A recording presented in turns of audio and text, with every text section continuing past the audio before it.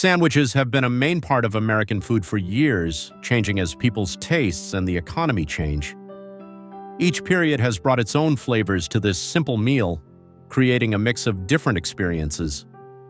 Let's look at 25 of the most famous sandwiches from the past that still bring back old memories and interest. The Marmite and cheese sandwich. In the mid-20th century, this peculiar delight came to symbolize British resilience and acquired taste. The sharp umami punch of Marmite spread across hearty wholemeal bread met the mellow creaminess of melted cheese, a balance of opposites that somehow worked. It was salty, tangy, oddly satisfying.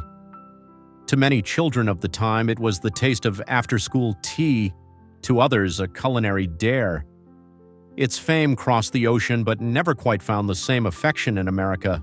Too bold, too peculiar, yet unforgettable. Like a good friend who always overdoes it. Still, where there's flavor, there's bravery, and the next sandwich took that courage to an entirely new level, with something few modern diners would ever consider spreading on bread. The chicken liver sandwich, a delicacy of the 1950s, this one demanded patience and skill. Tender chicken livers, marinated in garlic, salt, and lemon, then gently cooked until buttery and rich. Served on toasted whole wheat, layered with lettuce, tomatoes, and a hint of mayonnaise, it was luxurious in an old-fashioned kind of way. The flavor was deep, earthy, unmistakably grown up. But as America's appetite shifted toward quick and easy, this sandwich became a casualty of convenience. Too messy, too time-consuming, too real. Today it lives on only in the rare kitchens that still take their time. And speaking of indulgence, some sandwiches never tried to be practical. Some were pure theater. Enter the Monte Cristo. If breakfast and lunch had a romantic fling, this would be their offspring. Born in mid-century America but inspired by France's croque monsieur, it was ham and cheese dipped in egg batter, fried to golden perfection, and, sometimes, dusted with powdered sugar or served with maple syrup. Yes, sweet and savory in one glorious bite. It was once a Disneyland favorite, crispy, rich, and unapologetically over the top. But diets changed, and deep-fried sandwiches became more fantasy than lunch. Still, bite into one today and you'll taste the bold optimism of the 1950s, a time when nobody counted calories, just blessings. The egg and sardine sandwich, a protein powerhouse of the 1920s, when meat was scarce and budgets tight. Hard-boiled eggs and mashed sardines spread thick between plain bread, cheap, nutritious, and surprisingly tasty. It was the kind of sandwich that made the most of what people had. It smelled a little strong, sure, but in an age before takeout and Uber Eats, it was a reliable meal that filled bellies and saved dimes. When prosperity returned, people moved on, trading thrift for glamour. And so this humble combination faded quietly into history, remembered only by those who lived it. But not all forgotten sandwiches were so humble. Some were fiery, feisty, and a little devilish. The deviled ham sandwich. Born in the 19th century and popularized through the early 1900s, deviled ham wasn't just a spread, it was an attitude. Ground ham mixed with spices, mustard, and a dash of heat. The Underwood Company even branded it with a little red devil on the label, one of America's oldest food trademarks. It symbolized flavor that kicked back. Spread it thick on white bread, add a pickle or two, and you had a quick lunch that tasted far livelier than it looked. But as canned meats fell out of favor, so too did this mischievous bite of American ingenuity. Still, for every sandwich that vanished, another waited behind the counter, ready to remind us that history, like good bread, is best when revisited. The potted meat sandwich. Long before refrigerators hummed in every home, potted meat was a miracle of preservation. Meats were simmered, seasoned, sealed beneath a layer of fat, a rustic innovation to keep food safe through harsh seasons. Spread onto buttered bread, it made a meal that was hearty, rich, and satisfying. For early 20th century families, this wasn't gourmet dining, it was survival with flavor. But as refrigeration spread and fresh meat became common, potted meat lost its charm. It was no longer a necessity. and so it slipped quietly into nostalgia, surviving only on the dusty shelves of memory and a few curious pantries. But where potted meat was all about practicality, the next sandwich was pure, delightful absurdity. The banana and mayonnaise sandwich. Yes, you heard that right. Sweet banana slices layered with creamy mayonnaise, a southern curiosity that somehow worked. It was tangy, sweet, and oddly comforting, especially in the 1950s and 60s. Born from Depression-era experimentation, it became a regional favorite, the kind of food that made outsiders raise an eyebrow but insiders smile with pride. As diets modernized, it became a guilty secret rather than a public pleasure. But one bite, just one, and you might understand why Southerners held on to it. It wasn't just a sandwich, it was a childhood memory between two slices of bread. And while we're speaking of creamy comforts, there was one sandwich that turned simplicity into an art form: the creamed corn sandwich. It sounds modest, but in its day it was the perfect lunchbox companion, especially for school children or weary workers needing a quick boost. Creamed corn, butter, a sprinkle of cheese, perhaps a touch of herbs, pressed warm between slices of bread. Quick, cheap, and surprisingly delightful. It didn't pretend to be fancy, it just filled you up and made you smile. But as palates grew more adventurous, this golden relic of lunch hour simplicity slowly vanished. Still, to those who remember, it's a taste of gentler times, when lunch was a pause, not a performance. And yet, in the midst of America's changing appetites, one sandwich held firm to its roots, not in diners or delis, but in parlors and tea rooms: the cucumber sandwich. Light, crisp, and elegantly understated, this was the sandwich of the refined. Borrowed from British afternoon teas, it crossed into America during the Victorian era, when genteel gatherings called for grace, not grease.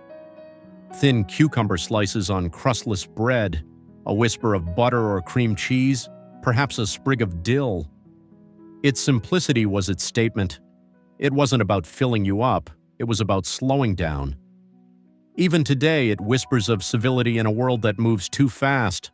But the story of sandwiches isn't just about elegance. Sometimes it's about boldness, taking something people avoided and turning it into something worth craving. The tongue sandwich, yes, beef tongue. Once a star of Jewish delis and European cafes, this was a masterclass in patience and flavor. The tongue was slow-cooked until tender, sliced thin, and paired with spicy mustard or horseradish on rye bread. It was rich, savory, and unapologetically meaty. For many, it was comfort food. For others, a step too far. But in its time, it represented a kind of culinary courage, using every part of the animal and doing it with pride. Today, it lingers mostly in old deli menus and the memories of those who still believe that flavor should never fear the unfamiliar. And as America moved into the 20th century, that boldness, the willingness to create joy from simplicity, gave rise to the next golden delight: the cheese dream sandwich. Born in the early 1900s, this open-faced marvel was America's way of finding joy in simplicity. Buttered bread, topped with a generous slice of American cheese, toasted until it bubbled and shimmered like molten sunshine. Sometimes cooks sprinkled breadcrumbs on top for texture, or added a drizzle of honey for sweetness. It was the poor man's grilled cheese, yet it carried a richness that came from more than just dairy. It came from thrift, from warmth, from the idea that even small things could feel special.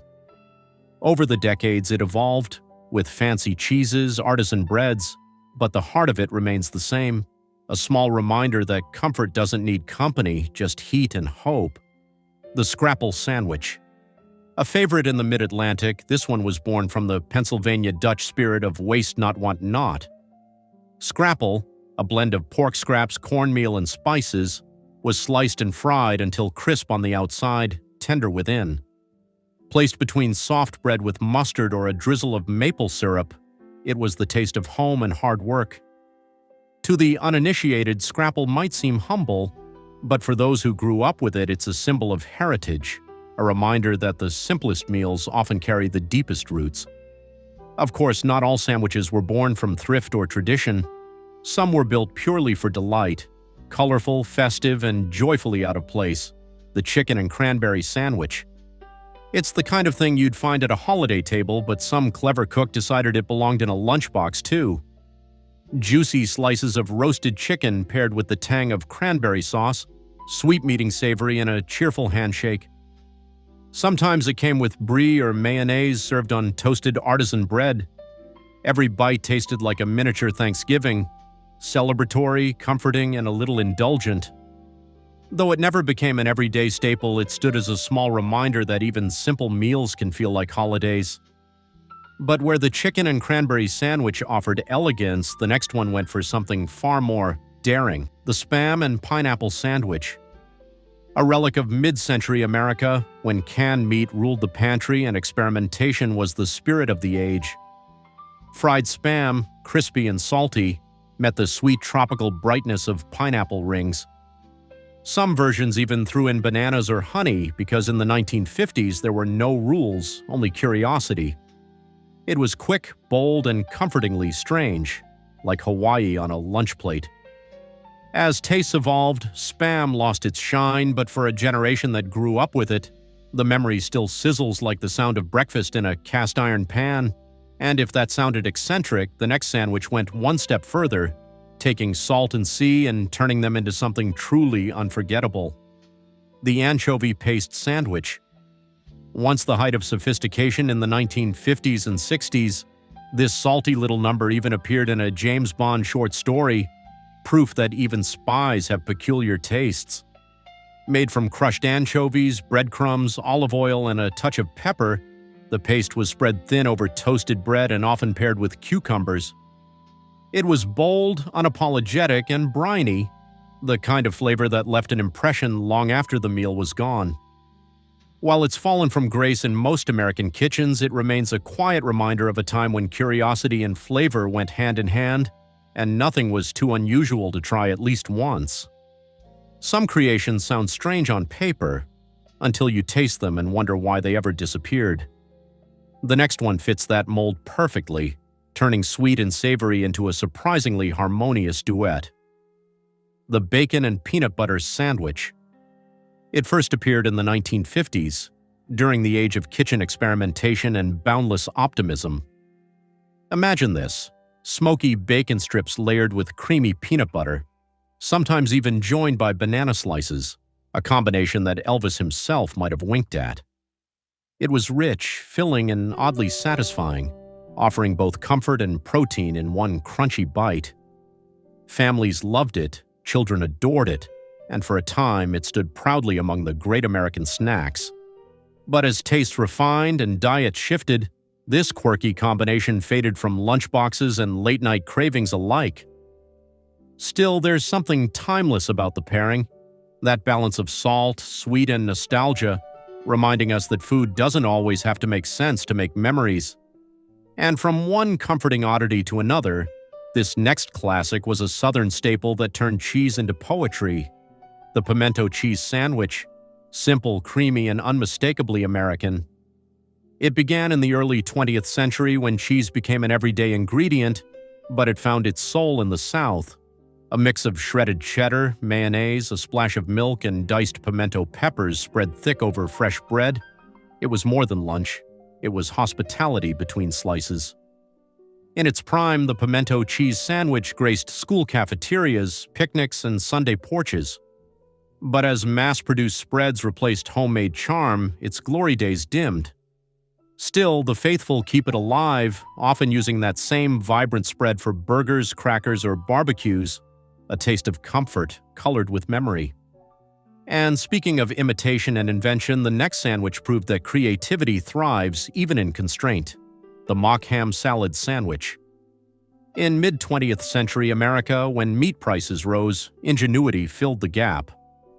The mock ham salad was the clever cook's answer, a blend of ground bologna or luncheon meat, mixed with relish, mayonnaise, and seasoning to mimic the flavor of true ham. It was quick, affordable, and satisfying, the perfect post-war solution for families stretching every dollar. Though it was never glamorous, it symbolized something more important: resilience. A sandwich that whispered, "We'll make do and we'll make it good." The olive loaf sandwich. It was the mid-20th century and cold cuts ruled the American deli. Among them, olive loaf stood out, a blend of ground pork and beef dotted with green olives like edible confetti. Layered with mayonnaise, mustard, lettuce, and cheese, it brought both flavor and flair to ordinary lunches. Kids either loved it or loathed it. There was no in-between. But for decades, it was the taste of school lunches and weekend picnics. As health trends turned against processed meats, it faded from view, remembered fondly by those who once unwrapped it from wax paper with a smile. Yet, even as olive loaf drifted into memory, the American love for quick, comforting bites carried on, right into the golden age of convenience food. The fish stick sandwich. It was born in the 1950s, when convenience was king and television was the new dinner companion. Golden-breaded fish sticks, crisp on the outside, mild and tender within, slipped perfectly between two slices of bread with a touch of tartar sauce or ketchup. Quick filling and beloved by school cafeterias across America, it became the unofficial mascot of easy lunches. To children, it tasted like warmth and routine. To parents, it meant a meal that never failed. As the decades passed, America's sandwich culture diversified. Yet hidden beneath all those modern creations are the forgotten classics, each one a story of its time. They fed soldiers and schoolchildren, debutantes and dreamers, housewives and hard workers. Together, they tell the tale of a country that built its identity not just through invention or ambition, but through the small everyday act of breaking bread.